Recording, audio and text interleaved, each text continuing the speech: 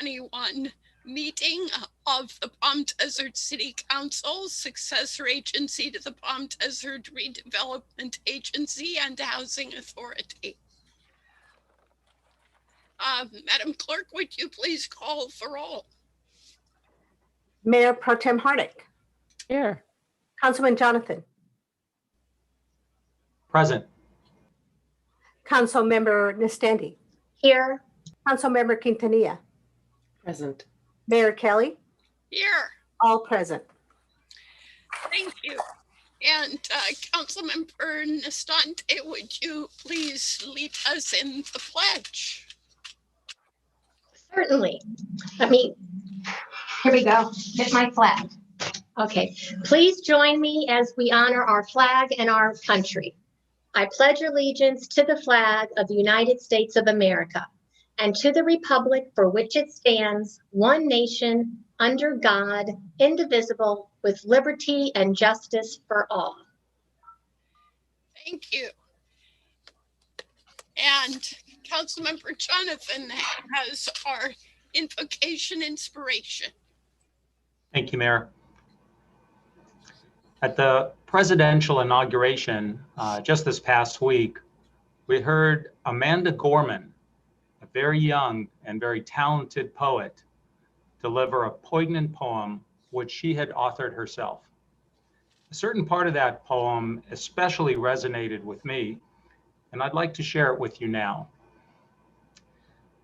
So we lift our gazes not to what stands between us, but what stands before us. We close the divide because we know to put our future first, we must first put our differences aside.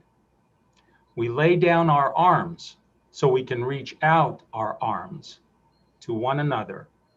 We seek harm to none and harmony for all.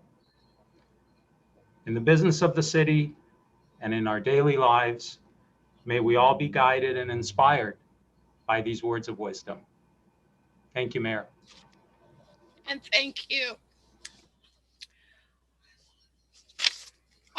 Is there anything to report by way of action from closed session? No, there were no reportable actions taken. Thank you. And we have no presentations this evening. We do have some public comment on non-agenda items. This is an opportunity for members of the public to speak on issues that are not on the agenda for a maximum of 3 minutes per speaker. The Brown Act does not allow the City Council, successor agency, or housing authority boards to take action on items not on the agenda. So we may not engage in conversation, but may refer a matter to staff or recommend attention at a future meeting. That means we won't be able to have a conversation with you, but I do underscore that all members of the council are available for appointments, telephone, email communication. Madam Clerk, who's our first speaker?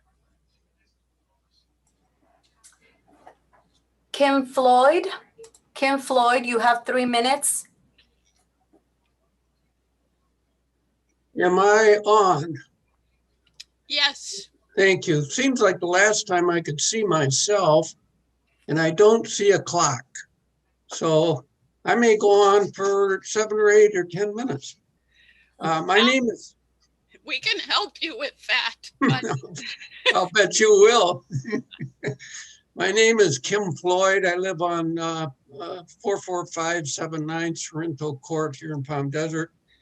Honorable Mayor, Mayor Pro Tem, council members, and city staff, thank you for the opportunity to speak today. I have 2 topics I want to touch on briefly. The first is sustainability, and the second one is desert community energy. On sustainability, I'm asking the council to prioritize sustainability in this year's planning process.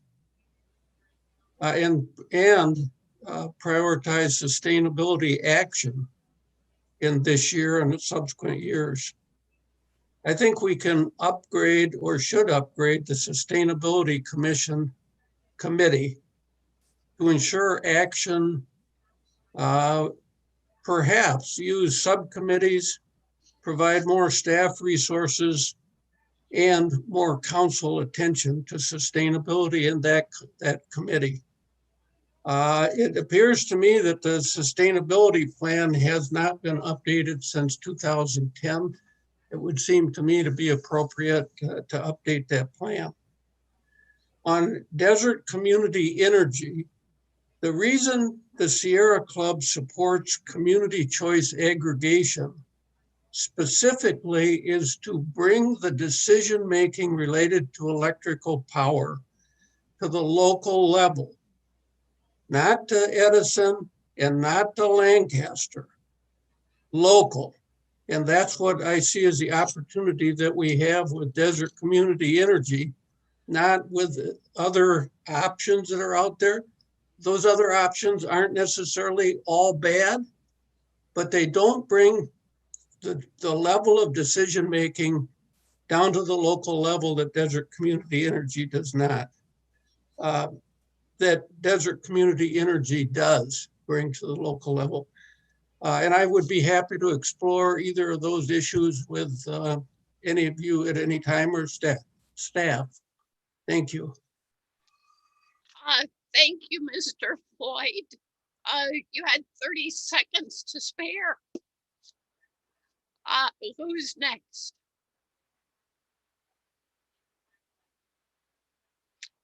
Looks like John Pick. Mayor Kelly, Mayor Pro Tem Harnick. My name is John Pick, and I thank the board for allowing me to speak today. I'd like to speak on the multiple district representation. I currently live in the Portola. My wife and I live in the Portola Country Club here in Palm Desert. We moved here from upstate New York approximately 3.5 years ago. We had spent our entire life in upstate New York, and during that lifetime, we lived in 3 different cities, of which were all approximately the size of Palm Desert, and all had multiple district elected representation. When we moved here, we were faced with the difference as far as the way it exists, well, at that point in time in both Palm Springs and Palm Desert. Since that time, I've spoken to a number of people in the community, both neighbors and other people I've come in contact with, and all that I've spoken to see no reason why the city shouldn't and can't go to multiple district elected representation. At this point in time, I request that the council revisit this issue and consider a voluntary implementation of district representation rather than putting it to a public vote or waiting for another lawsuit, which just tends to be divisive in times when we really don't need any more divisiveness. We need to come together. Anyway, that's all I had to say, and thank you for your time. Thank you, Mr. Pick. And is there a further speaker? That concludes the public comments. Thank you. And at this point, do we have anyone who has requested to speak on specific agenda items? No, no one requested. All right. And Thank you. That will assist my planning. Which brings us to the consent calendar. Would any council members wish to remove something from the consent calendar? Nope. Seeing no removals, who's in the mood to move? So moved. Second, Please call the vote. Mayor Pro Tem Harnick, Yes. Councilman Jonathan, Aye. Councilmember Nastandi, yes. Councilmember Quintanilla, Aye. Mayor Kelly, Yes, motion carries 5-0. there are no consent items held over. Item 10 on the action calendar is ordinance number 1362. An ordinance of the City Council of the City of Palm Desert, California, adding section 2.38.060, establishing campaign contribution limit requirements for elected officials. May we have the staff report? Yes, Madam Mayor. This item was before you briefly last fall, and you directed that it be brought back to you early this year. So here we are. As you remember, the state last year in the last session adopted campaign contribution limits that apply statewide unless the city opts out. And the state limit is $4,700 per person, per candidate, per year. So you have basically three options. You can do nothing, and the state limit, the $4,700, will apply within Palm Desert, and the state Fair Political Practices Commission will be in charge with enforcing it. That's if you do nothing. Now, if you want to take responsibility to set your own limits and enforce your own limits, you have some options there. One is to basically say there is no limit, and you can do that, and the city of Riverside has done that. Or you can set a specific limit, a specific annual limit per person, per candidate. And different jurisdictions have done that, and with widely varying amounts. The County of Riverside imposed a limit of 20,000. Cathedral City was 2,500. A lot of cities are kind of in the $200 range. So, you know, what we need to decide today is whether or not you want to impose a local limit, and if so, whether it is a limitless, or if there's a specific amount. And we provided an ordinance for you if you decide to, establish a local limit, and there's two options in there. So we need to know which options you want to go with and what the limit is, and then we'll bring it back at the next meeting for second reading for adoption. That's all I have. Are there any questions? Jan? Thank you. I have a question. In the past, and what was brought before us back in the fall, it talks about does not place restrictions on small contributor or political party committees. So as usual, the political parties can give whatever they'd like and have their way. But what is a small contributor?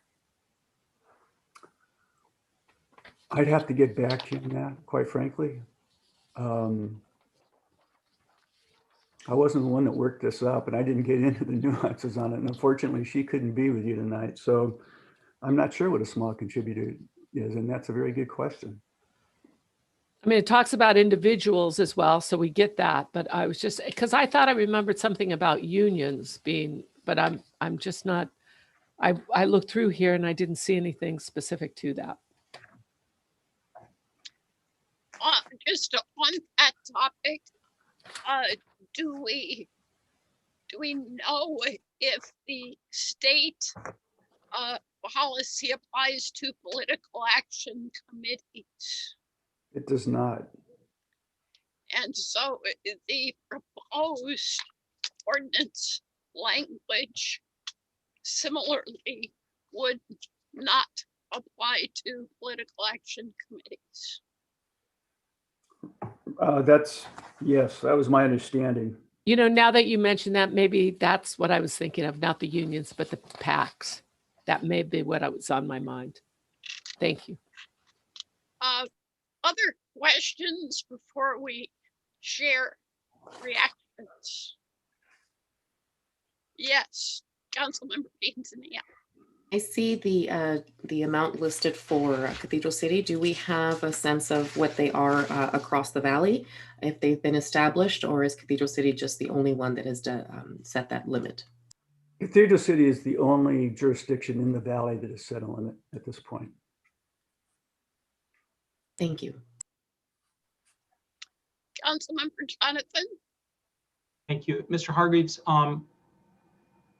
when the council adopts an ordinance, whatever shape or form that takes, am I correct that any future council can modify that ordinance? So we wouldn't be binding all future councils to what we decide tonight or at the next meeting? That's correct. Okay, thank you. Who would like to offer their thoughts? Councilmember Nestante. Yes, thank you. And I'm just basing my comments mostly on my own campaign and also with my husband who is run for the state assembly. So I've had a little bit of experience with campaign and fundraising. And, you know, it can be a double-edged sword in terms of having campaign limits. For one, when you have campaign limits, oftentimes it can benefit the wealthy who can self-fund. So if you're working class or middle class and you're trying to run against an incumbent who has all the money that he or she needs, it makes it that much more difficult to defeat an incumbent because you're limited. Like if we would adopt $200, for example, I mean, the minimum to do one mail piece for like 10,000 people or even 5,000 people, you need like $3,000 to $5,000 to get one mail piece to get your name out there.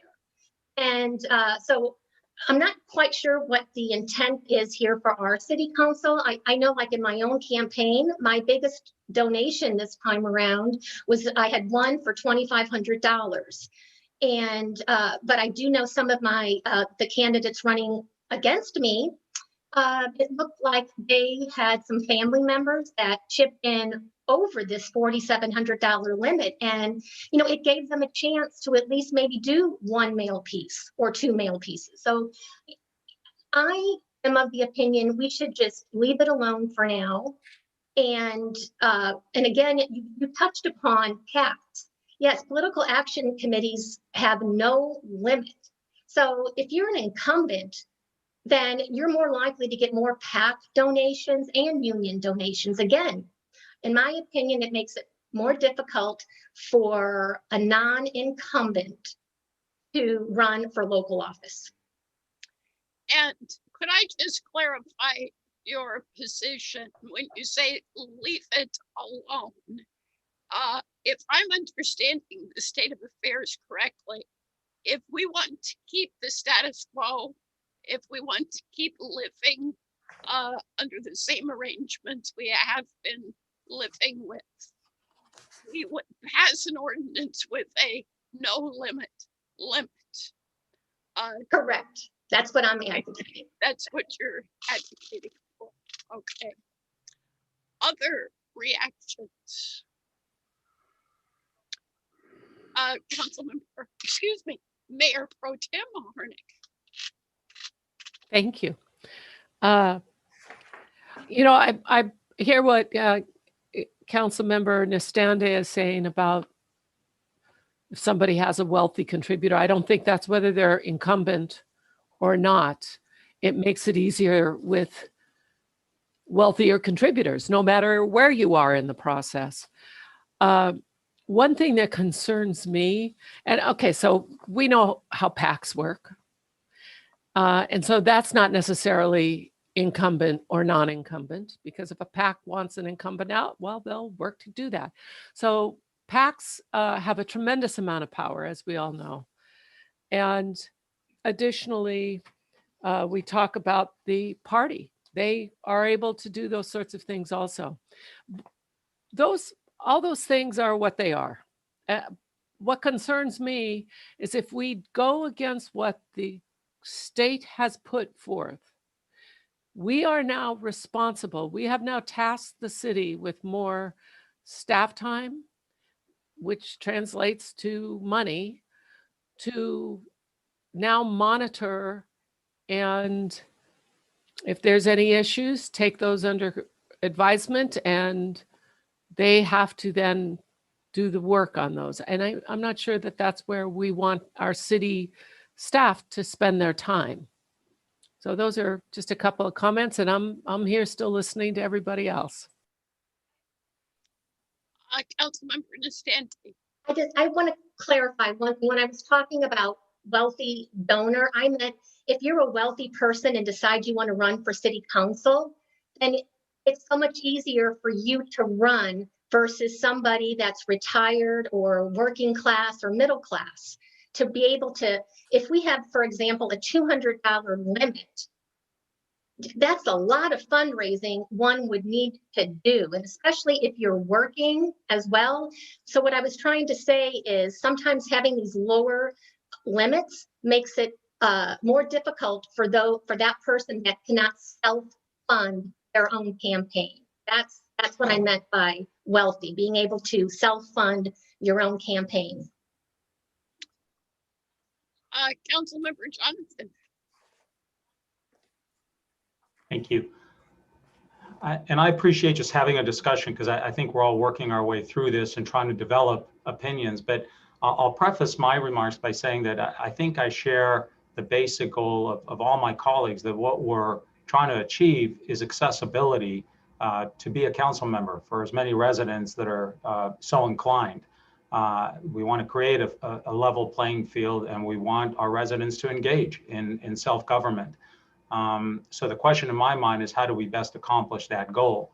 I do think that, you know, creating a low contribution limit has kind of a counterintuitive result. I mean, we think, oh, then everybody, you know, certain people aren't going to get those big donations. But in fact, as I thought through it, and I appreciate Councilmember Nastandi's remarks, when you create a low limit, I think that tends to get away from a level playing field and create quite the opposite. I think that tends to favor incumbents and more sophisticated candidates.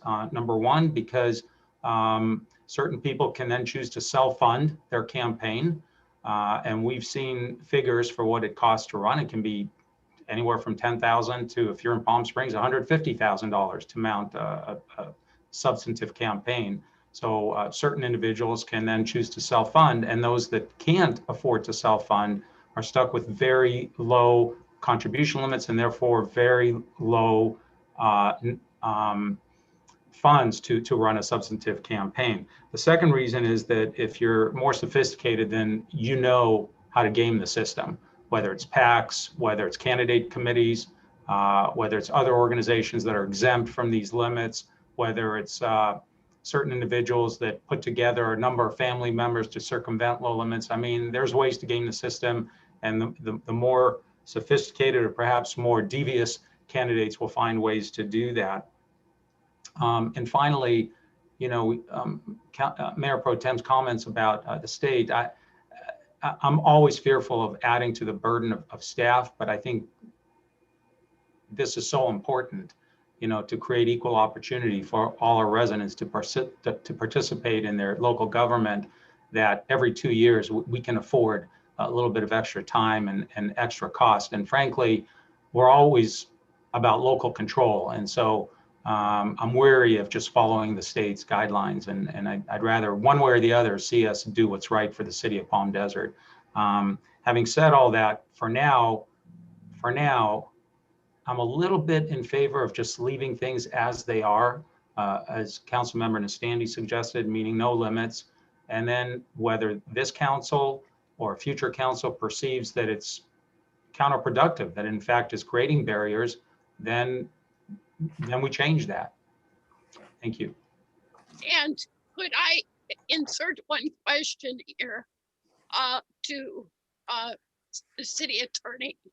If the outcome in Palm Desert is to have a no limit, does that create any enforcement obligations or costs?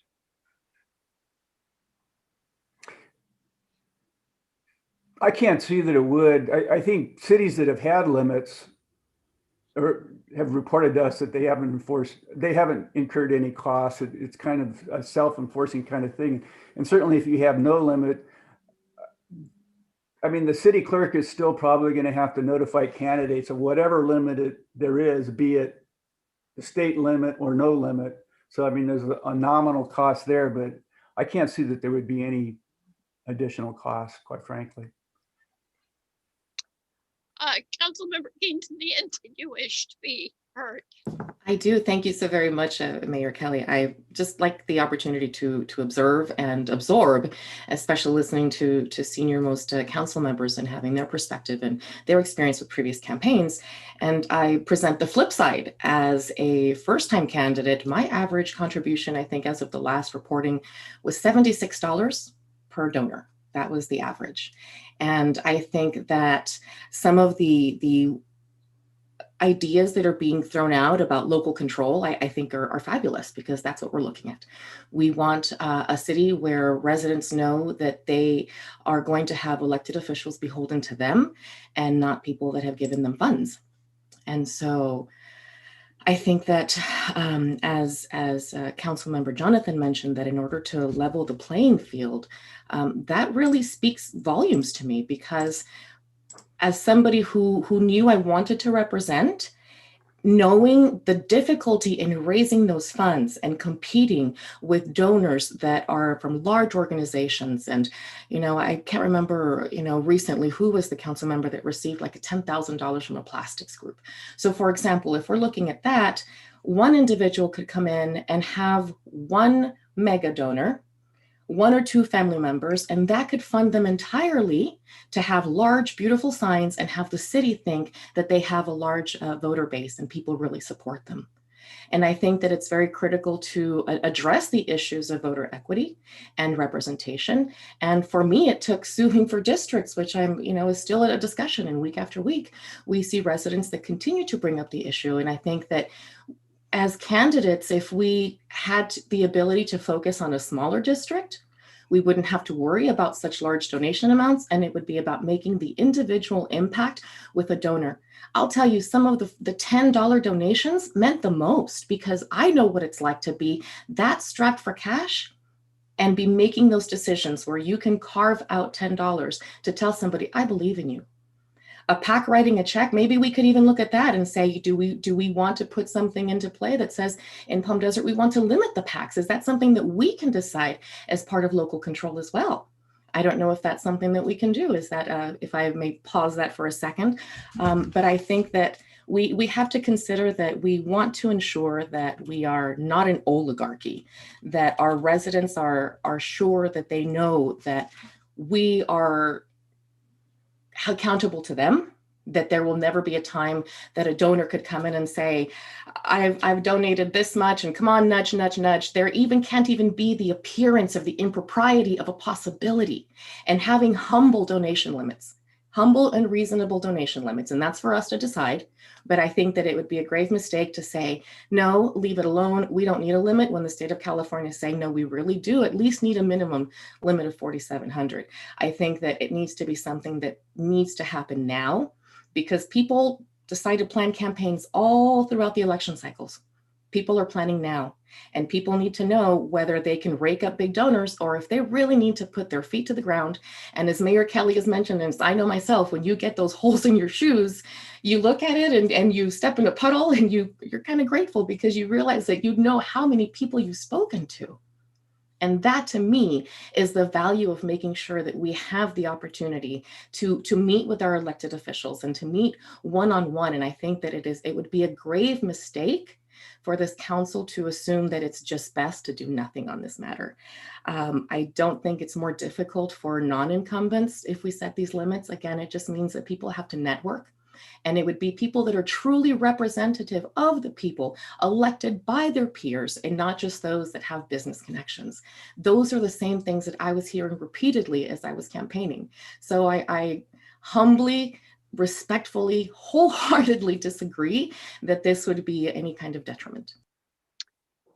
Let me insert a couple of questions here raised by what you've shared. First, Bob, is it possible for the city to legislate what PACs can give? There again, I'm not an expert on campaign law, but I believe it is. Under federal decisions, you cannot limit independent expenditures. That's clear. But as far as contributions directly to a candidate, I believe you can limit that. Certainly, if you can limit what a person gives, you should be able to limit what a PAC gives. But I can get back to you on that one. And if we chose not to take a distinctive local approach at this time, to simply live with the state approach, would it be possible for us to change that election later if the state's approach is changed in a way that's no longer palatable? And at that point, we or a future council decides we want to go our own direction.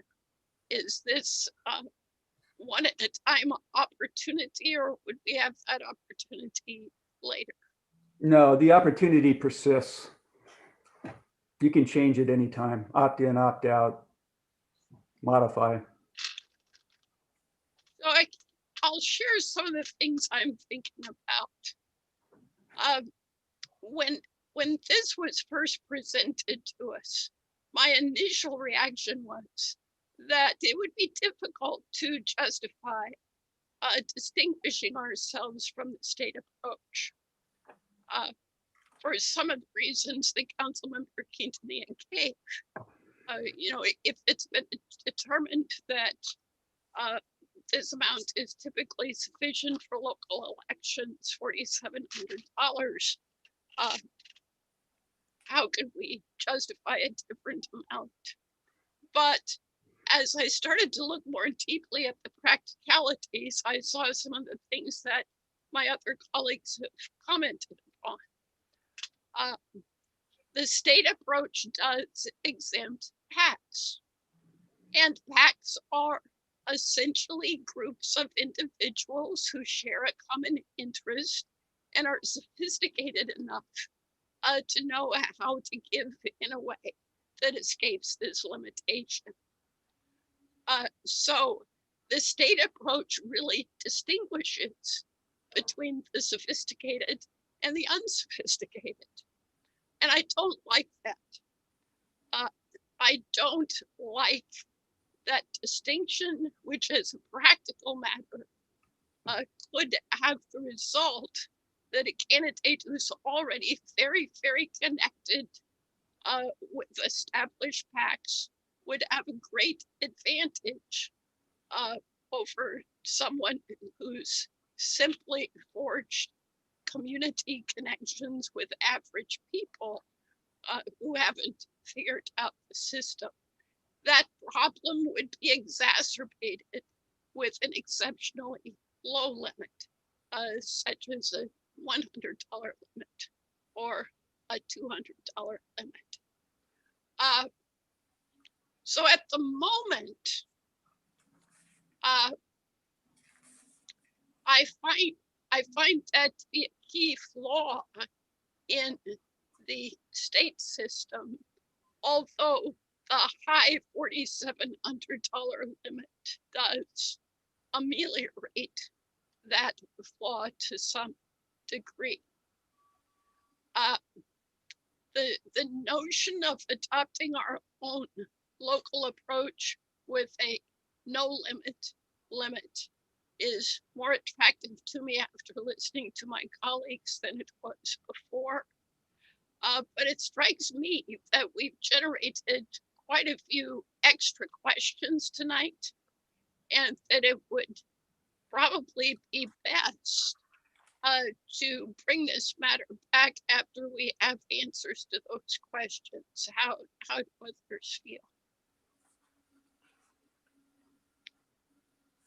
I'm fine with that, Mayor, if that's your wish, and perhaps we can share the contributions from the most recent campaign just to see what's going on.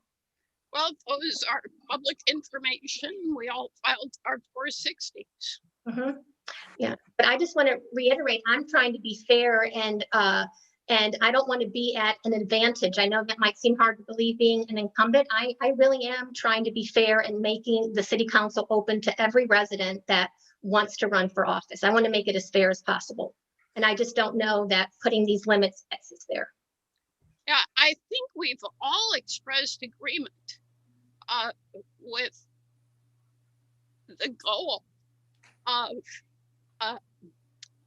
making it possible for everyone of every economic strata to participate and support the candidate of their choice, and for the broadest possible number of people to have access to running for office.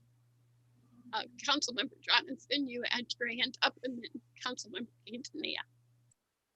Oh, thank you. Yeah, I'm not entirely opposed to kind of kicking the can down the road, but generally, I think when a subject is top of mind and we've had extensive discussion, if we're in a position to be able to move forward one way or the other, I would tend to favor that, but I'm open. Well, on the basis of this discussion, what outcome do you believe best advances our shared goal? And I'm sorry, you're asking me? yes. Yeah, and like you, I came to the meeting.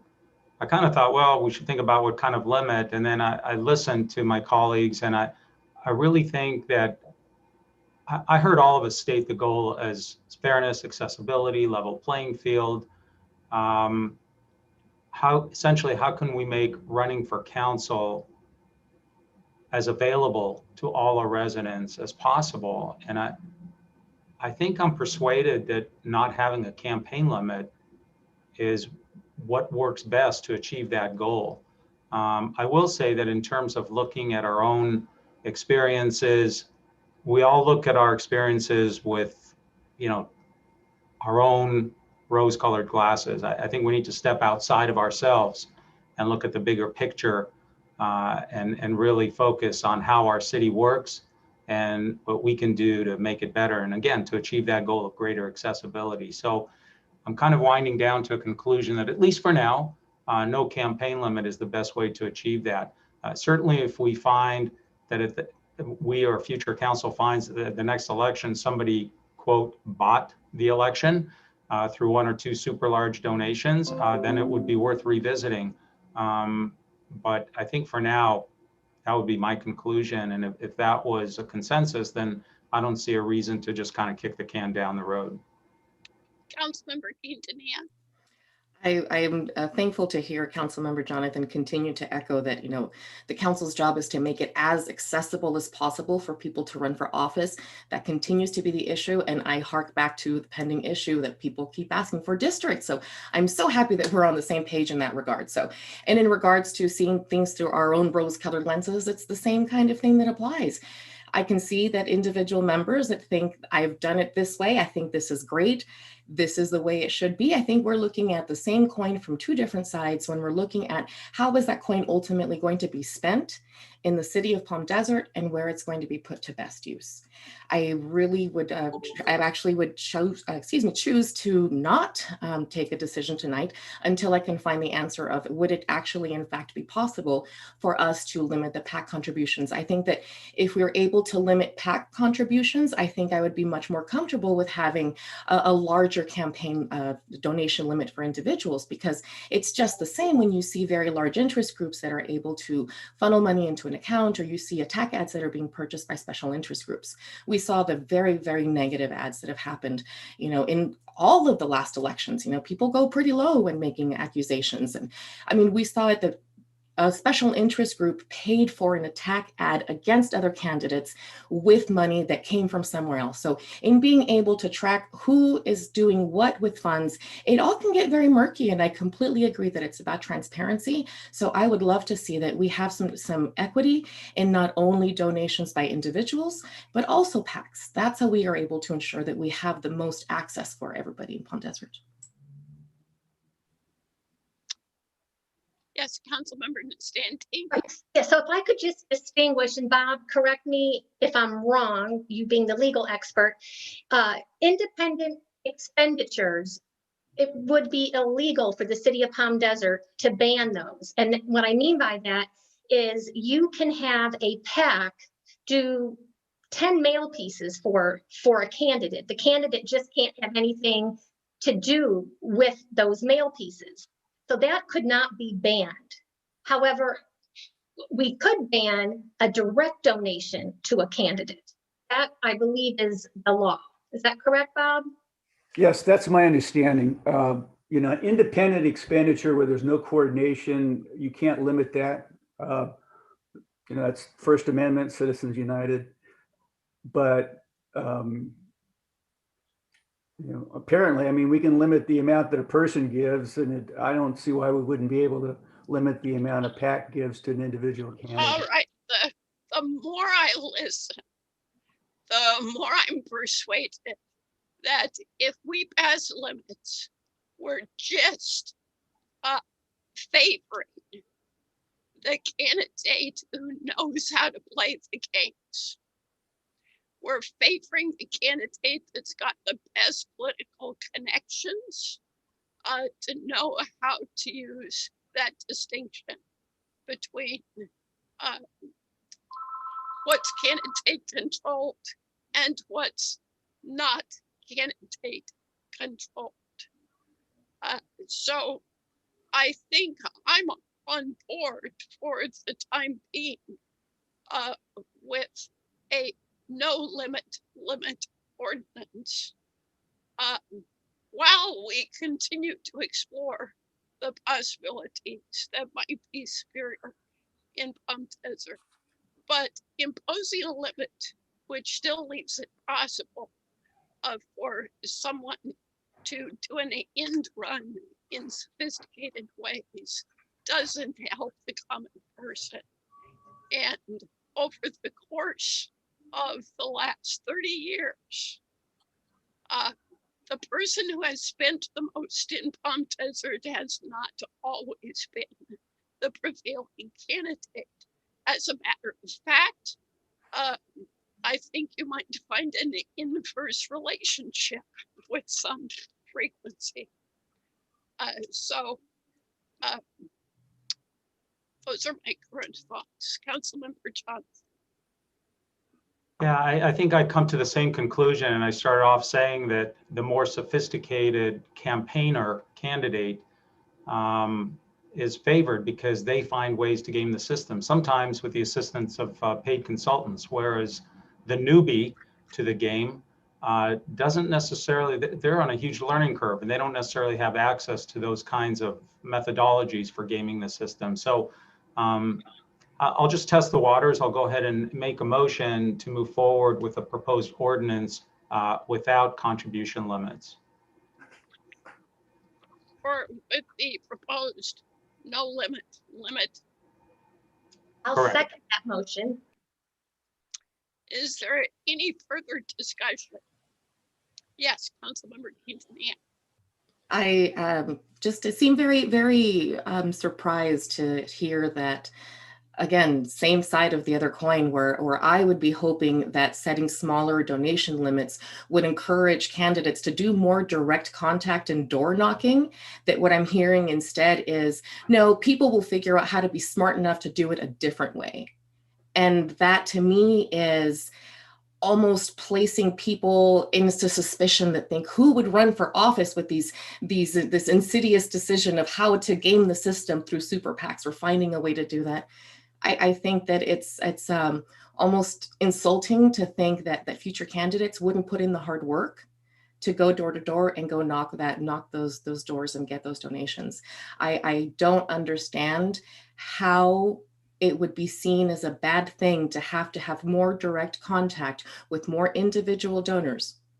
I just seem to be completely lost in the idea that it seems almost ludicrous to have to go and make more direct contact with individual donors instead of having to wait for PACs. Mayor Pro Tem Harnik. Thank you, Mayor. Ultimately, it comes down to the integrity of the community member who is running for office. And ultimately, it comes down to how much that community member cares about the community that they're running in.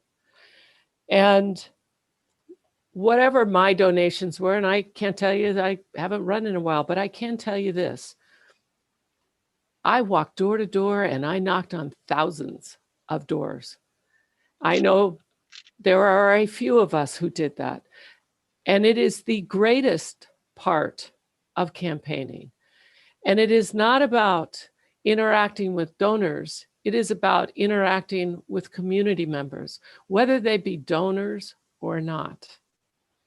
So for us to take a look at, well, the state's doing it this way, while the state is saying, we'll take PAC money, and boy, do we love IEs, and boy, do we love party money, and they've got some heavy accounts laden with funds from those three entities, or two entities, and then the other entity just does their campaigning for them through an independent expenditure.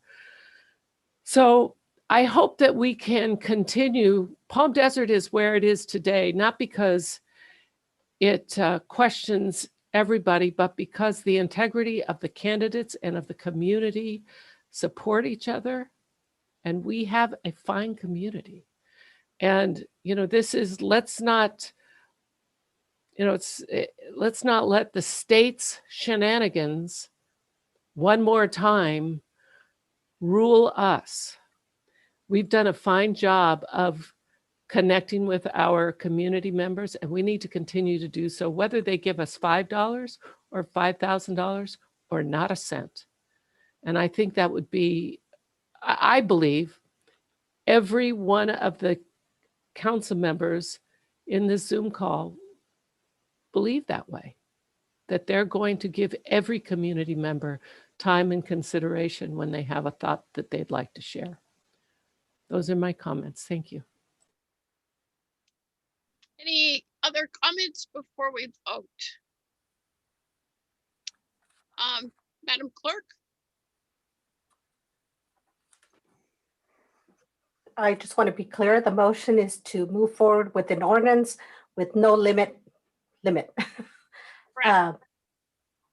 Mayor Pro Tem Harnick, Yes. Councilman Jonathan, Aye. Councilmember Nastandi. You're muted, Gina, but I think you. Yes, there we go. I was too quick. Councilmember Quintanilla, Nay. Mayor Kelly. Yes. Motion carries on a 4-1 vote with Councilmember Quintanilla voting no.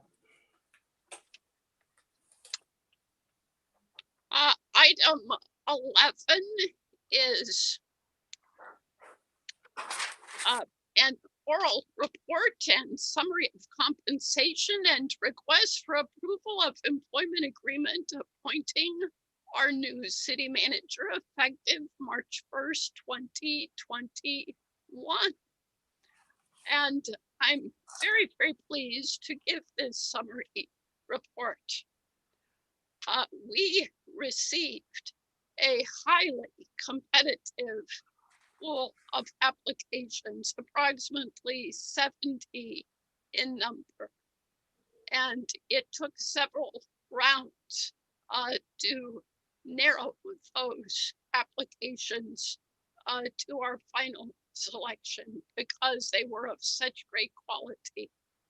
I take that to be a reflection of the whole community of Palm Desert, most assuredly of our staff, and frankly, my colleagues, because those three factors together made the city manager's position at Palm Desert highly attractive. We have deeply established traditions of excellence and innovation in the provision of city services and city government. So who wouldn't want this job? The end result of that winnowing process was Mr. Todd Heilman. Extensive information about him has been distributed in our press release. It may be briefly said that his experience and record of achievement is probably unparalleled, both because of his success, both at cities the same size as ours, and most recently, a larger city with fuller services, Denton, Texas. Wherever he has been, he has distinguished himself in accomplishing both efficiencies and excellence in service. And that's the combination that is precious to all Palm Desert. So we're pleased with this outcome. And I will call upon Mr. Hargraves for a summary of the terms. Thank you, Madam Mayor. There again, the government code requires that we provide an oral report, an oral summary of the terms of the contract. And the contract itself and the summary, the council has it, the summary's in the staff report, and it's also posted on the web if anyone's interested in getting into the details. But I'm going to go over briefly a summary of the compensation that's contained in that contract. First of all, the term of the contract, it commences March 1st of this year, and it's open-ended at will. So the city council can terminate it at any time. The salary is $265,000 annually. There's an auto allowance of $600 a month. There's the retirement provision is a standard city provision per the PERS contract, 2% at age 62. Health benefits are fully paid, consistent with the other management staff. Vacation is 4 weeks per year, and he starts out with an initial balance of 160 hours. Sick leave is 12 days per year with an initial balance of 120 hours. There's a 457 plan that the city will fund at $1,500 a month.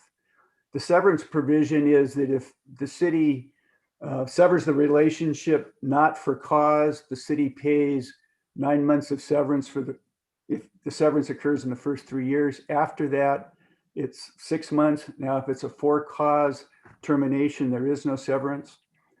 Moving expenses are capped at $15,000, and that includes some incidental travel back and forth because he's going to need to maintain his family back in Denton for a period. And then there's temporary housing assistance of up to $2,000 a month for up to 6 months. So that's the summary. Thank you very much. Thank you. And I believe we're ready for a formal motion to approve the employment agreement. Councilmember Jonathan. Mayor, if I can, I want to make a quick comment and share with the public that through this process and through the last process, we were assisted by Dave Morgan, and we heard from him really over and over again how desirable the city of Palm Desert is for city managers to come to. And that's one reason that we had the kind of response that you described. And so from the standpoint of a city manager, our city's desirable, not just for the great weather and all the amenities and all that, but because we are so well organized, well funded, properly run. And he made another interesting point, which is that as a council, we sometimes disagree, which is a good and healthy thing, but that we do so in such a constructive way and remain focused on what is best for the city and move on from there. And I just think those are great accolades for our city, and our residents should know that. So thank you for the opportunity to make that known. Well, since you took that opportunity, why don't you keep the microphone and make the motion? Okay. Thank you, Mayor. I will happily move for approval of the proposed contract. Is there a second? I will second the motion. Any other comments before we vote? I love hearing Sabby say how fabulous the city of Palm Desert is. That's my only comment. and welcome, Mr. Heilman. Didn't you love hearing me say? Yes, yes. So we clearly have a lot to live up to. Madam Clerk, please take the vote. Yes, and I just want to be clear, that is contract C41110. That would be the one. Mayor Pro Tem Harnick, Yes. Councilman Jonathan, Aye. Councilmember Nastandi, Yes. Councilmember Quintanilla, Aye. Mayor Kelly. Yes. Motion carries 5-0. Moving to our information items. We have an item 12, an update on the $25,000 Unite Palm Desert Community Partners Grant given to the Palm Desert Area Chamber of Commerce, contract number C40830A. Ms. Glickman. Good afternoon. I just made it under the wire before 5 o'clock. Honorable Mayor and City Council, Deborah Glickman, business advocate for the city. I am also the staff liaison for the Palm Desert Area Chamber of Commerce. In September, on the 24th, the City Council approved a $25,000 grant from the city to the chamber. And that grant was broken down into $10,000 for the chamber to create and implement a Shop Local campaign. Actually, sorry, Shop Palm Desert campaign. We want to go super local.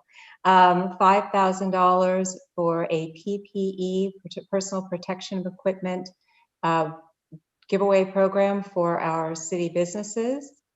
$2,500 for management of that PPE giveaway program. $5,000 for free banners for our businesses to say that the businesses are open and ready to serve our public. And then the final $2,500 was designated towards a restaurant association. The chamber has undertaken all of those different endeavors. They're in different states of each of those endeavors. And I have asked Pam Scannell, who is the CEO for the chamber, to come give us the most updated version of where they are with each of those items. So I believe she is on the line. I see her, and I will turn it over to her, and I'm happy to answer any questions now or after Pam has presented. Thank you. Ms. Cannell, you have the floor. Oh, you are muted.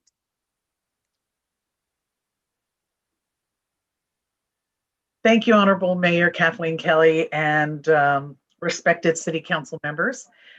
Firstly, the Palm Desert Area Chamber of Commerce is very grateful for the funding for the programs that we are trying to work with. And in order to go through what I have here, let me just refer to break down the funding of what we're doing. We had the $5,000 for the disbursement of PPE for the Palm Desert businesses, and the Palm Desert Area Chamber of Commerce membership was not required. We have distributed almost $2,000 worth of PPE supplies to date. That includes sanitizer, face shields, masks, disinfectant, and dispensers. And we had $2,500 for support of the development, management, and staffing of the PPE store. And the distribution plan was to be reviewed and approved by the city, which we did. We have an online store of sales of PPE, but we haven't expended any extra on staffing to date. I've been handling the physical coordination, collection of supplies, and tracking. We will be interviewing for a position next week. A portion of the new hires' duties will be to cover the needs of the PPE supply to Palm Desert businesses. We've done e-blasts, Facebook posts, mentioned the supplies at our breakfast and lunch meetings, as well as with the Business Alliance Group and the Coachella Valley Economic Recovery Team. The popularity has been high. The $10,000 for the creation and implementation of a Shop Palm Desert campaign has been expended thus. For social media, Facebook and Instagram, design and production posts, writing posts and content on Shop Palm Desert campaign on Facebook and Instagram has expended $1,000. This was also, we had paid boosts and an ad campaign working with Chris Clemens for 3 months, and that's a further $1,000. Graphics have been created by Jeff Day for electronic billboards, e-blasts, social media graphics, email headers, etc., for an expense of $500. We worked with Jeff Day also for purchase of photos for the graphics at $170. And digital billboards with Lamar Advertising. We have 3 4-week stints. The first one has been expended at $1,500, and that was running from January 11th to February 7th. And the digital billboard is located off of Bob Hope. The radio ads are with Alpha Media, and they are committed from December 21st to March 14th. And that was in at a cost of $3,000. So our committed funding out of the $10,000 is actually $10,194. So obviously the chamber's got to kick in the balance there. Then we had the $5,000 for the disbursement of the free Shop Palm Desert Open for Business banners. And 40 banners have been ordered to date at a cost of $2,986.56. And distributions have begun. We've distributed more than a quarter of those banners so far. And we have mentioned them again at our breakfasts, our lunches, our Facebook posts, our e-blasts, etc., and we'll continue to do so. We have also received support from the city in assisting marketing and the information of sharing the fact that we have those banners courtesy of the city and that they're available for collection. The $2,500 to support the creation and implementation of Palm Desert Restaurant Association. We have set up members, made phone calls to restaurants, e-blasted each one that we had an email for, which was really only 43 out of the 196, restaurants, coffee shops, fast food, and bakeries. We created and used social media posts for outreach, incorporating foods, restaurants, takeout. We hired intern Sanjar Junasbai to create some graphics specific to the restaurant part of the program. And he is also linking that with the e-gift card program that we have. So we're trying to get that popularity lifted. We got a business license listing from the city to identify all the entities. They didn't have zip codes, so we had to add those in, but we're creating an outreach letter to snail mail to all the Palm Desert business license holders to be mailed within the next 2 weeks. So postage and supply on that's about $250. So out of the $2,500 for the Restaurant Association, we have only committed at this time $925. Wow. Questions from council members? Yes, Mayor Pro Tem Harding and Council Member John. Thank you, Mayor. So I love the Shop Palm Desert program. And I've gone into a couple businesses and they just are thrilled with the banners and think this is just a wonderful thing. I have a question. When we talk about free PPE for Palm Desert businesses, is that separate from the Coachella Valley Economic Partnership PPE? Yes, it is. The grant request and grant was originated prior to any availability from the county. So that was before, well, that's not county, that's CVEP. So before December 8th, yes, you went out for that I see. Yes. Okay, so I'm just gonna, at this time, this is a good time to talk about this, I think, because CVEP is coming up with, well, total, they'll have 2,880,000 masks that they will have given away. They're getting the other half of them. We already have given out half. The city had 120,000 that we were given back on December 15th. We have a lot more to give away, and I hope we have a strategy in place to make sure that we give them away to build those relationships with our businesses. So like you said, you don't have emails. This is a great opportunity to harvest that information on spreadsheets of those people we're giving all that PPE to. So I hope we have a strategy in place to develop that information, to harvest the information, to use it so that when you need emails, for restaurants where you only have, unfortunately, you've only been able to reach 40 out of like more than 190. Hopefully we'll have, this is an opportunity for us to get that information. I hope we can get that, the PPE out there quickly and effectively, not only to help our businesses, but to build our relationships with our business. And I guess primarily is to keep people healthy. So let's get that going. We're going to have another delivery of that PPE from CVET very shortly. Yes.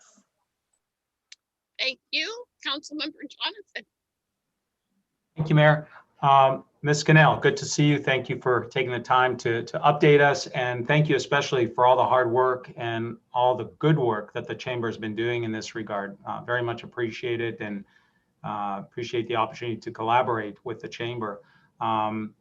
And so I want to focus on one area that I'm a little bit concerned about and a little bit, frankly, disappointed at the lack of progress, and that's the Restaurant Association.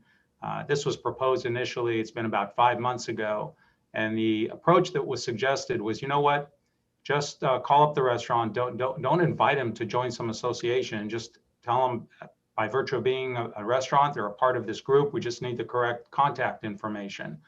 And then, of course, they choose to participate or not participate. But I'm hoping that you will consider that approach and just amp up that 40 to 200 very quickly by doing that. Frankly, it's a little bit self-serving, because the city could have used that help as very recently and even currently to advise them of the various programs that are being rolled out to provide financial assistance, whether it was initially to assist with the outdoor dining and then grants and loans, or more recently, the new round of forgivable loans and the meals to our affordable housing residents and Jocelyn residents and so forth. We really can use that organized database to just kind of push out information, and then also to get feedback from them. So I'm a little disappointed that we haven't gotten there yet, but I see an easy way to do that, and that's just put together the database, and they're automatically members. If they want to participate, great. If they don't, fine. But at least we have an association that we can contact and that they can contact us, and maybe at a later time schedule some Zoom meetings and so forth. So can you help us with that? Does that make sense? No, absolutely. That's the direction we're taking with the snail mail letter that we're putting out. We are letting everybody know that we exist. The association exists, and we'll be working on their behalf, whether they participate in it or not, but they're more than welcome to do so. So this I discussed with our chairman of the board, John Sloan, and we felt the best approach was to do a snail mail letter to explain what we're about and to let them understand our outreach. Of course, we're going to ask them to provide email addresses so that we can communicate very easily. And again, as you say, they can participate or not, but I think the snail mail approach is probably going to be our more successful outreach.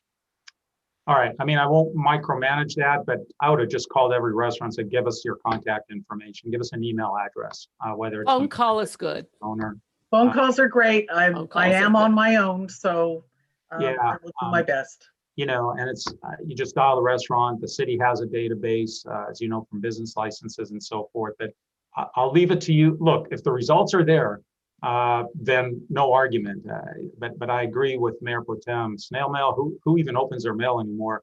I think just a phone call saying, what's the contact information? You guys are part of this group. This is the chamber calling. I think that might be more productive, but I'll leave it to you. Thank you again for all your good work. I appreciate suggestions. Thank you. Councilmember Antonia. I just wanted to first and foremost say thank you so much to Ms. Glickman and Ms. Cannell for your hard work and for doing your little part, which may seem like a small part when you're doing the paperwork and coming to meetings, but the ripple that goes into the community. This is a wave of compassion that's coming forward, of people going and saying other people care about you and they want to be sure that you're healthy and that you're taken care of. So thank you very much for all of your hard work and efforts to be able to advance public health. That said, I can only imagine the limitations of trying to get a hold of that many people during the pandemic, when people are hesitant to answer phone numbers that they may not recognize because it may be yet another call asking about the status of your extended warranty for your automobile. So I can see that those may be challenges that people may not respond to just a phone call and may go unresponded. I challenge to say, phone, who has time for phone? People are busy doing text messages. The schools have moved to that modality because you can have an email that goes unopened, you can have a voicemail that goes unheard, but chances are you're going to be curious about that text message. And that can be set up with a link that says, click here to learn more. That can be set up with a survey where they can enter their info and opt in, or another one that says, no, thank you, I'm not interested. And they can be removed from the list. And I think that, again, being respectful of your time and your limitations with understanding where the pandemic has placed us all and the constraints on our time, just to acknowledge that there may be other modalities and understanding the tech savvy abilities may range wide within teams and individual owners. But I think it would be a way to cast a broader net and hope that we get more response. So that's my input. But again, just my deepest gratitude for your work, and the ability to be able to distribute some of these bags has been wonderful to meet with people in the community. And that has actually allowed me to escalate some pretty serious concerns that were going on off of Portola. And so that I appreciate the opportunity of that chain of events that happened from being able to go in and make that face-to-face contact. So thank you again. And this has been a very helpful report and a helpful exchange. I do want to commend the Chamber for the excellent webinars that you have organized to help not just members, but anyone who wants to register to find their way through the increasingly complex offerings of government help, federally, state, and locally. Those have been widely publicized. You've had excellent panelists who know their stuff, and that's a great asset to the community, which I would expect will help more businesses to appreciate the worth of the Chamber. So thank you for that. And as the council liaison to the Chamber Board, I want all of you, as well as the public, to know how impressive it is that our business leaders want to see businesses open through measures that protect the public health. And that's been their consistent approach in all the meetings I've been a part of. So that's very commendable. Thank you, Ms. Knell. Thank you. And we look forward to more collaboration. That brings us to Mayor and Council Member reports and requests for action. We'll use my rotating system to decide the order in which we speak, which brings us to Mayor Pro Tem Maharnik first. Well, thank you, Mayor. As much as for some reason I think we shouldn't be so busy, I know we all are. But in the meantime, with the Southern California Association of Governments, the leadership team continues to meet with our state and federal representatives, really rallying to get those things that we need, whether it's transportation and broadband and housing. So we're really working hard. Tomorrow we'll be meeting with the chair of the Transportation Committee, for the state of California, Laura Friedman. So let's hope we get some good stuff there too. Did I mention we're going to get another 1 million+ masks from CVEP? Lots more hand sanitizer, face shields, masks, keeping our businesses healthy, our community members healthy, and building those relationships with our businesses, I hope. Also, I just want to mention, and this is, I think, really important, there is a significant need for blood at our blood bank. So if anybody has any extra blood, please share it with your community. I know you're a big giver, Miss Quintanilla. So please, please, please take some time and donate. There's really a substantial need. And those are my comments. Thank you, Mayor. Councilmember Nasante. Yes, thank you. Mayor Pro Tem and myself serve on the Sustainability Committee, and we had our most recent meeting on Monday, and it was a wonderful meeting. And it was brought to our attention, though, that we have AB 1826 coming down the pipeline, and that's the mandatory commercial organics recycling program, which cannot come at a worse time as our struggling businesses are trying to stay afloat. And I guess I shouldn't say that. My question for staff is if I could find out, or we could find out, how much do we actually have in our recycling fund that is collected by all our residents? Every time we pay our trash bill on our taxes, a portion goes into this fund. And there's and what this ordinance means is basically that we have 700 Palm Desert businesses that fall under this category that need to do organic waste recycling. In other words, for green waste and food. It's not just the restaurants. It could be the Best Buy store in Palm Desert where their employees take lunch breaks and throw food in the trash can. And so this is coming down the pipeline. It's not getting deferred as of right now. And the average cost per business, a minimum, is $75 per business, and wondering how much we have in the recycling fund. Thank you. Yes, we did have an excellent study session on this topic when the legislation was first passed, and perhaps it will be timely to have an updated study session as we approach implementation. We can certainly look at that possibility. And on that note, if I may add to what Councilmember Nastande said, because this is important to everyone soon enough, every community member has to watch their green waste, and UCR is giving virtual composting classes. I'm taking one on February 6th. So it's one of those things we all have to pay attention to. Councilmember Quintanilla.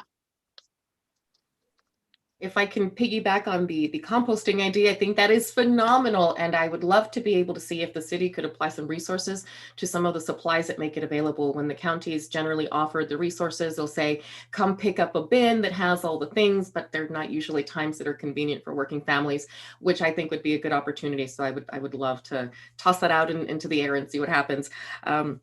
In regards to my committee assignments, I had a lovely meeting with the Art and Public Places, and very excitedly looking forward to the submissions that will be going up for the sculpture at the roundabout. So that will be very exciting. I think it'll be a prominent place in the heart of the district, right in the San Pablo area. It's a redevelopment, it's brand new, it has a lot of excitement. So I'd really love to see a lot of submissions. So that's the call for everybody far and wide listening. The call is out there. Enter your submissions, and I can't wait to see what our lovely creative community will put forward. And the committee for the Children's Discovery Museum was also delightful. And I learned that in trying to readapt for a new focus and envisioning what the new normal will be, the idea of shifting focus to a community museum is going around. So I think that'll be, it was a wonderful discussion about converting the vision from just being a place to take the kids for a field trip, but a community resource to disseminate information and knowledge and workshops, and just a very invigorating conversation about how that will elevate the ability to serve the community and be eligible for different grant funding as they expand their population. So it was very, very rewarding to think about what the future will hold when we envision what our next to normal will be, and how we can support. So that was wonderful. And not to beat the same, as the Mayor Pro Tem said, but I just saw today, and it broke my heart to hear that surgeries may be canceled if they don't get more blood donations. It's just absolutely critical. And we know that there's been so many people that were deferred, regular donors that have been getting deferred. So please, if you are healthy, and even if you're not healthy enough, please encourage someone else. I also want to take a little bit of time to just say thank you to everybody here. this week had a lot of moving opportunities to make some very deep and meaningful interactions with individuals. And I just sit here in humbled awe of the privilege it is to serve when you have the opportunity to be a vehicle to make a difference for someone. And I'm just touched and want to say thank you all. Thank you. Councilmember Jonathan.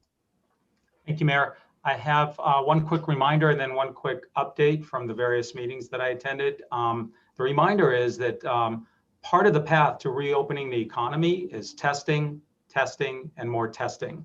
And thanks to the efforts of our city staff, we now have greater testing availability, as you all know, but I want to make sure the public is aware. Yeah, UC Riverside, which is right on Cook Street, Monday through Saturday from 8 a.m. to 4 p.m. It's free. The results are quite prompt, and it's very, very convenient. So I want to encourage all our residents to get tested and get tested often. That's the reminder. The quick update, if I can, Mayor, I'm going to try and share my screen. It's a brief presentation. Did that work? Yes. And you're seeing the Desert Community Energy slide?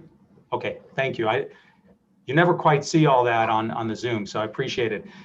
So I did attend the board meeting of the Desert Community Energy last month, and there was a report. As you might know, the first and only city so far to opt into the program is Palm Springs, and they just completed their first 9 months. They launched in April of 20, and we got a report for how it went. And I thought it might interest us, and they're kind of a test case. Does it work?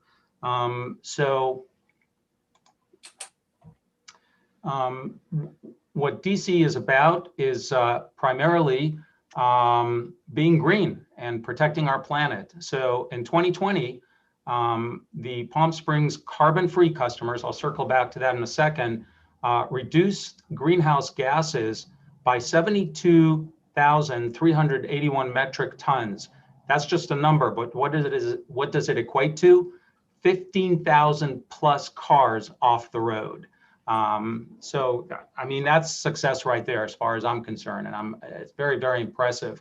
It is a low-cost, DC is a low-cost alternative to Southern California Edison. That's the Saver plan, and I'll explain in a second, but out of all those that opted to go with DCE, the minority chose to just maintain the status quo, and they saved $182,000. By status quo, I mean that they did not opt for the higher carbon-free option.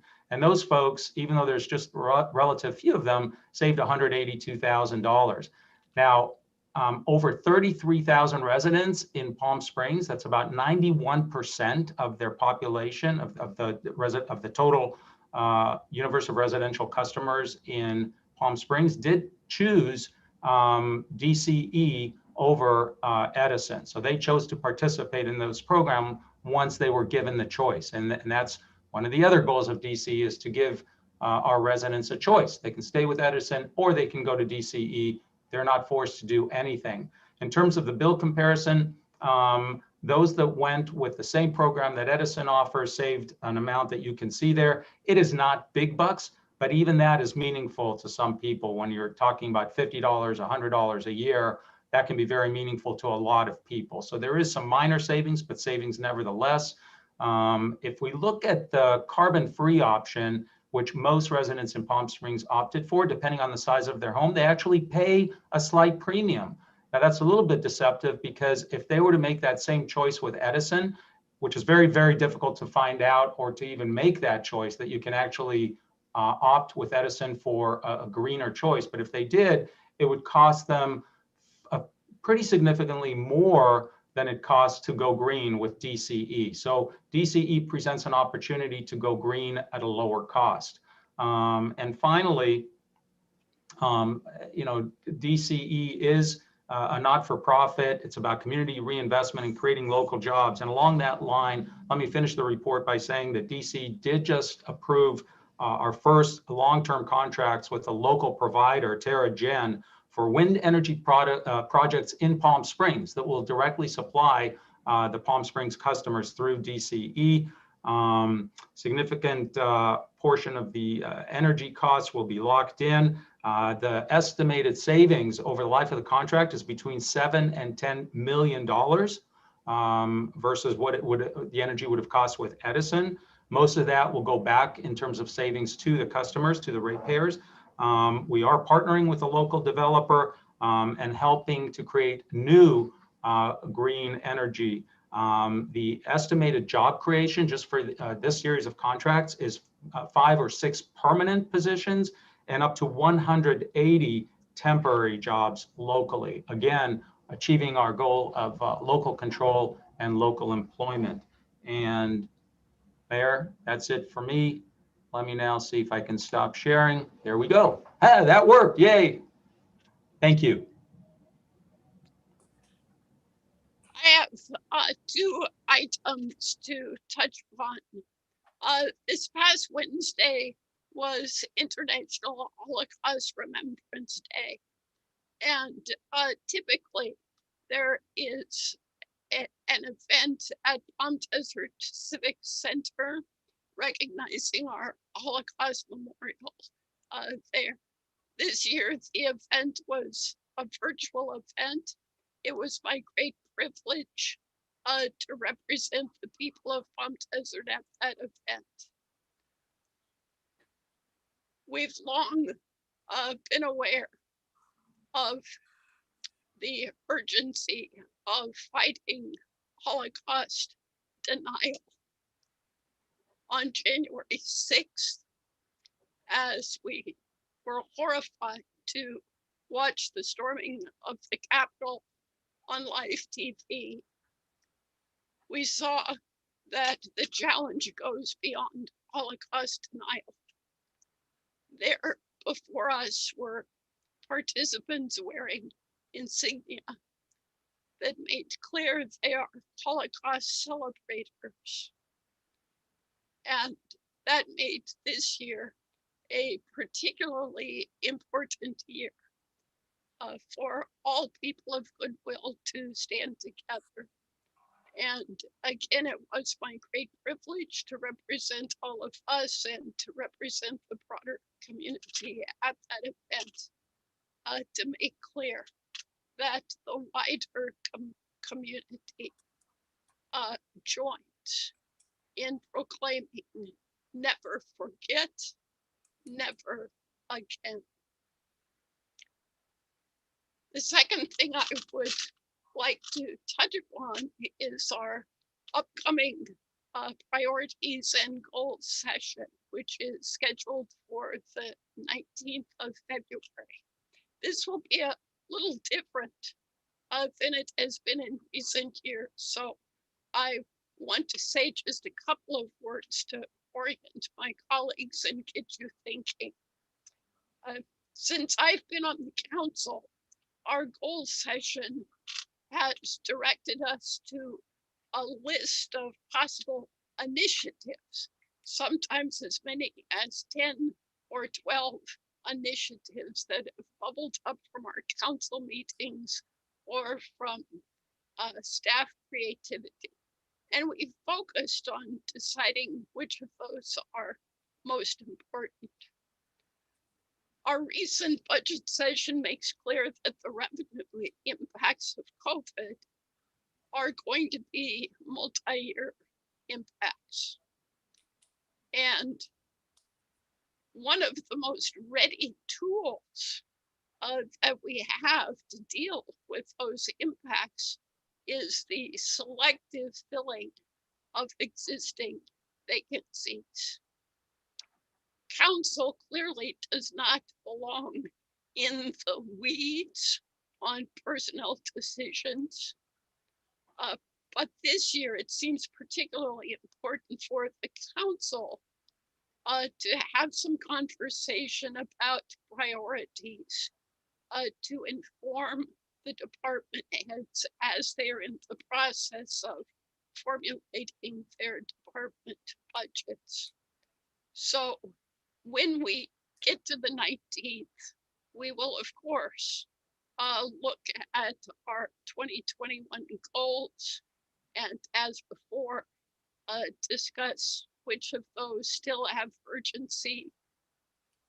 But in addition, we'll have a freer discussion about priorities that we want to identify generically for the staff to be mindful of as those departmental budgets are formulated.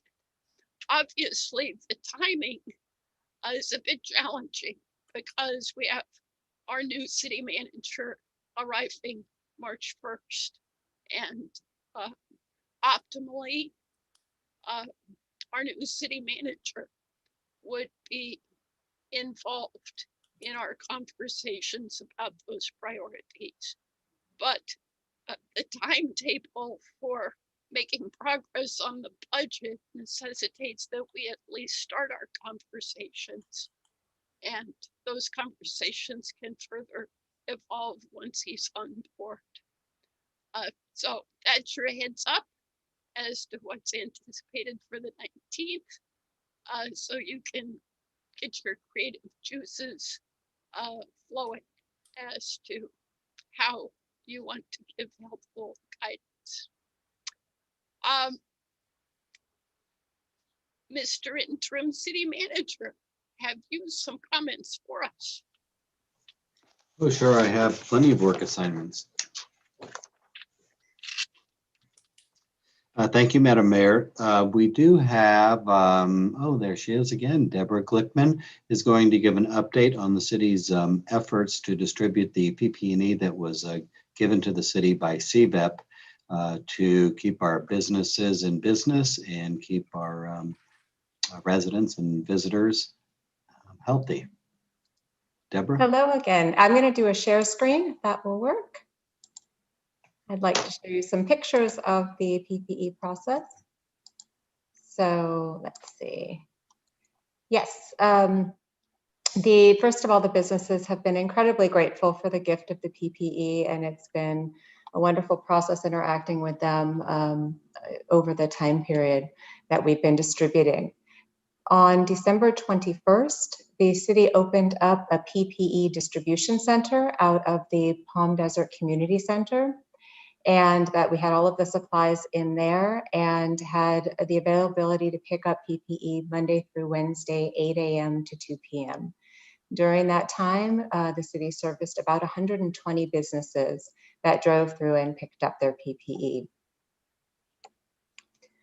We also distributed bulk distributions to Westfield Palm Desert, the Gardens on El Paseo, Chartwell Properties, and the Certified Farmers Market in Palm Desert. So they would have PPE to distribute to all of their tenants, and also for the market to have it for all of their vendors.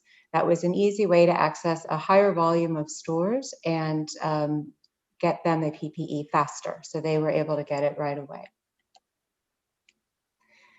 After we closed the PPE store, the distribution center, we switched the model to go out to businesses directly. And this is where our city council members have been of great help, going out to visit the businesses one-on-one and dropped off. Here's a little picture here of a bag being dropped off. We did a trip down El Paseo today with a couple of our council members to drop off bags to the stores there. And you can see on the far right, that's a bag we dropped off today to a very happy restaurant that is now open for outdoor seating again. So altogether, we have touched about 450 businesses, give or take. I think we've actually gone a little bit over that. One of the goals is to we've been collecting information from the businesses when we can, business cards, email addresses, contact information, as well as to approach the entire city, not just the city core. We've been doing distribution on the north side of the city, east end of the city, all over. Right now, there is a focus on getting it to the restaurants and the personal care salons, nail salons, who are just able to open back up now. And every little bit of PPE that comes their way is quite helpful to them. I neglected to say that the PPE that is being distributed are boxes of disposable face masks, face shields, and hand sanitizers. They are slightly different from the PPE that is being distributed by the chamber. which makes a great parallel between the two. The chamber has larger bottles of hand sanitizers as well as hand sanitizer distributing machines. So businesses can opt into both and have a more, excuse me, a more fleshed out PPE library, for lack of a better term. We are still happily delivering bags of PPE to businesses, and I want to take full advantage of this opportunity to let any business, that a Palm Desert business out there, know that if they are still in need of a bag of PPE, they are welcome to contact us at our business support hotline. Their telephone number and email address are here, as well as they can always reach out to the city's business resource website. The website address is here. So we continue our endeavors, and we're very happy to know that there's more coming along, and we will devise a new strategy to tackle that larger quantity that is coming our way. I will say we have maybe about 100 to 150 bags max left to distribute of this round, and then some odds and ends of hand sanitizers and some face shields. I'm happy to answer any questions. Wow, thank you. Stop my screen share. Thank you. You're welcome. Thank you so much. We know where to find you if we have follow-up questions or an extra hour to help out. Thank you very much.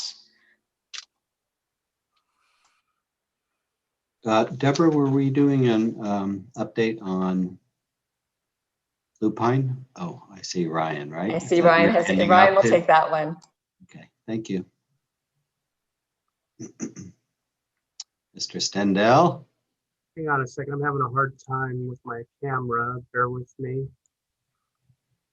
Good to know someone else has those problems. Lupin Plaza is one of the hottest questions coming into City Hall at the moment as to when we might expect reopening.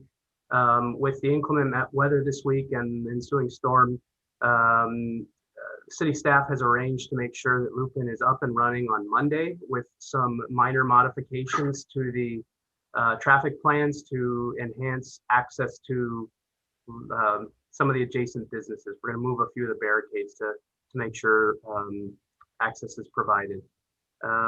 Additionally, we're going to work with Deborah Glickman to make sure some of the PPE she discussed is available at the plaza, namely hand sanitizer on the tables, and making sure that the city's vendors, landscaping vendors, and any all hands on deck can be available to go by and clean the plaza as necessary. Many of the local restaurants are also pitching into that effort, running through the plaza and doing their own cleaning, and users of the plaza bringing their own PPE to site, taking it on themselves to make sure that they have the appropriate equipment with them. So it's been a wild success, and everybody's looking forward to it. Monday, that furniture and augmenting of the traffic plan will take place around 9:30 or 10 in the morning. So that's our update for this evening. Thank you. And it's a good call. We wouldn't want the wind to take Lupine Plaza to Rancho Mirage. So Monday seems like the right date. Thank you, Ryan. And then finally, Madam Mayor, today is our Public Information Officer, David Herman's last council meeting before he rides off on his well-earned retirement next month. I've only worked with him for about 6 months, but I've seen his work and admired his work for many years from afar, I guess you could say downwind, upwind, either way. Anyhow, David is a behind the scenes kind of guy, but Lori Carney, we're not going to let him off that easy, are we?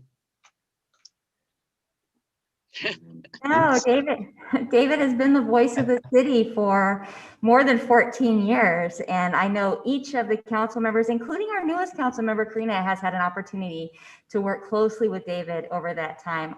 I've had the opportunity to work closely with David over this 14 years and seen the care with which he delivers the message of the city, the personal touch that he provides to each of our constituents. that leaves a lasting legacy. And we've always been proud and comfortable to know that if David was the person talking to the public, we could rest assured that that message was going to be accurate, it was going to be fair, it was going to be honest, and it was going to be personalized. And so it is with congratulations to him, but deep sorrow for us that we wish him the best in his retirement. The council had coordinated with me and our staff to obtain this beautiful box to carry letters, notes, and pens, what he may wish to write us back again when he's moved on with his life. It says on the front, if you can't see it, it says, David Herman, thank you for your years of dedicated service as the voice of Palm Desert, presented by the City Council, January 28, 2021. Inside this box, there are some notes from your colleagues and some of the council members. And I would like to give them a chance to say something as well. I'll step out of the way. Yes. Now, David, you're required to come out of backstage and step up so that we can share some heartfelt thoughts with you. Who would like to speak? Sappy, and then Gina. Hey, David. So the last thing I would want to do to you is make you persevere long-winded politicos talking their heads off.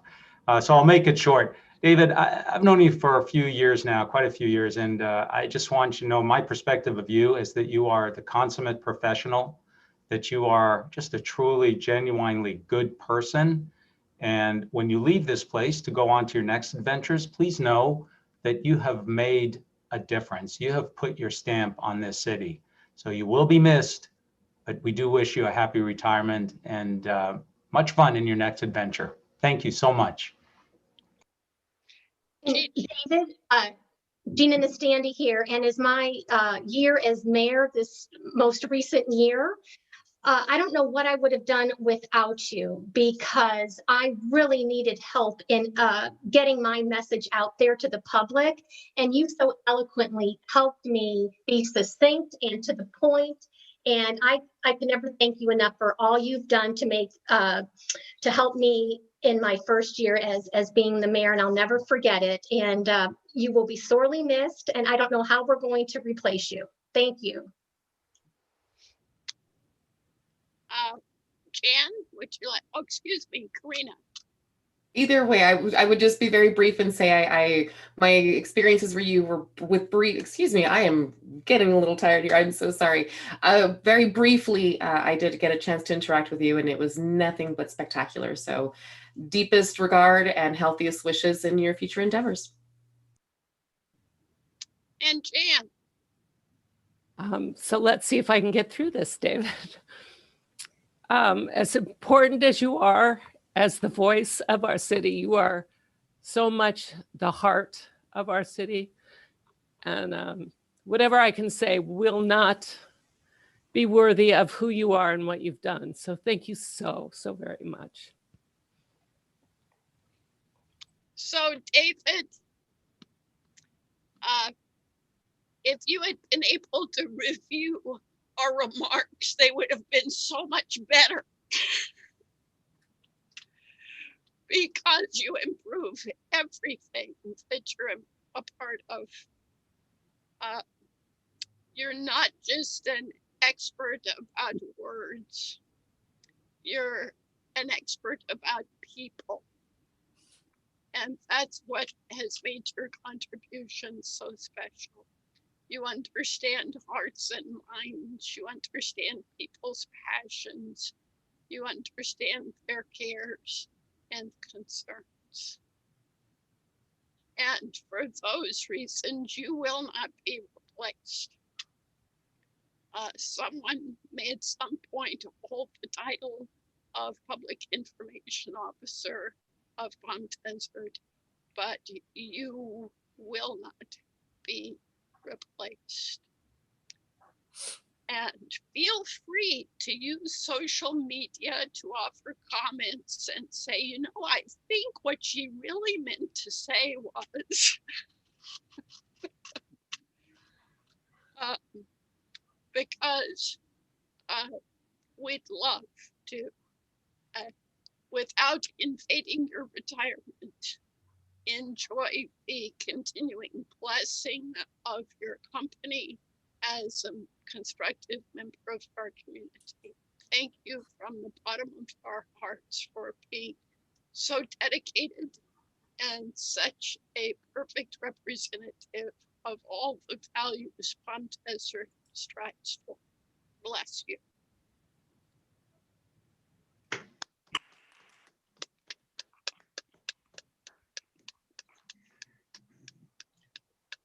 Thank you all so much. Maybe for the first time, words fail me. As I think everyone knows, my reasons for leaving are personal, not professional. Being a member of the Palm Desert team has been the greatest honor of my professional life. And I'm deeply indebted to my colleagues for their collaboration, for their tireless work on behalf of this uniquely wonderful community. And I'm grateful to this council and to past councils for the trust that they placed in me and for their thoughtful leadership of this amazing city. So thank you again for letting me be a part of the team.